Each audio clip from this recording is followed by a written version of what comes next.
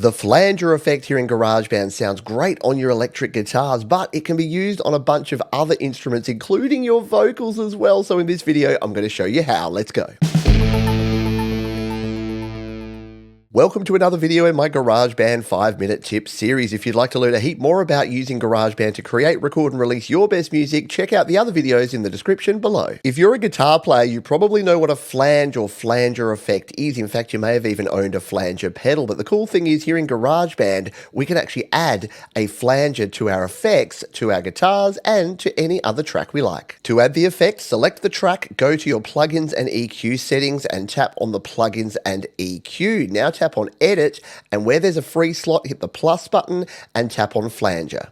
Now here in GarageBand, your guitar amps only have one extra slot for plugins, so you may have to remove another plugin if you want to add the flanger. However, there's workarounds for this, such as using an audio track or merging your guitar sounds, and I cover those in other videos you'll find linked below. Here's an electric guitar part in this song. Without the flanger, it sounds like this. So a pretty cool tone here, but the flanger can add a bit of flavor. It adds that wavering kind of sound. It's easier to hear than it is to explain, so let's take a listen. Hear how you get that phase shifting sound that makes it sound kind of warbly. It's pretty cool. Let's go through all of the functions and options we have in the flanger. First, you have your mix dial, everything from 0% to turn it off all the way up to 100%. Let's hear it at 50%. And if we mix in 100% of the effect, it sounds like this. Next up is intensity, which not surprisingly is how intense the sound is. With it down at this level, you can hear it, but it's not overpowering. If you want to really bring the effect up, let's turn it to 100. You can really hear that flange. Next is the rate, and this is the speed at which that warble effect happens. At the moment, it's quite slow, as you heard before. If we turn this up to the middle here, up to around about 2 hertz, it sounds like this.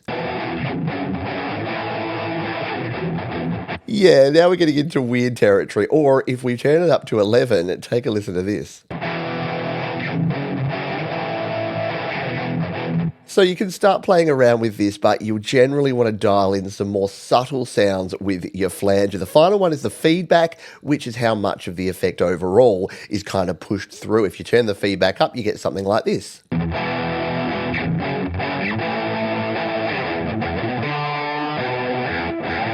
You're hearing more of that warble sound. So experiment with your 4 flanger options and you'll find the tone that is right for you. Let's check out the flanger on a vocal track. Let's solo this vocal. We'll hit the edit button here and we'll add in the flanger effect. Now without the flanger, this vocal sounds like this. Never had a heart of gold. Let's turn on the flanger and take a listen. Never had a heart of gold. So it just adds a really cool little effect to that. Now in this case, we'd probably want to mix it down because less is more, especially when it comes to things like vocals. So if we drop the mix down, we get this.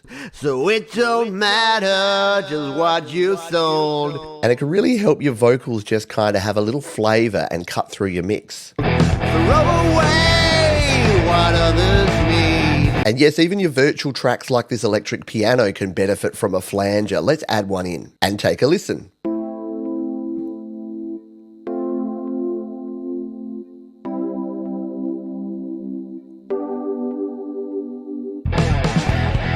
There you have it, the flanger effect here in GarageBand iOS. A very cool way to add some flavor to your songs. If you'd like to learn more about creating, recording, and releasing here in GarageBand, check out the other videos in the description.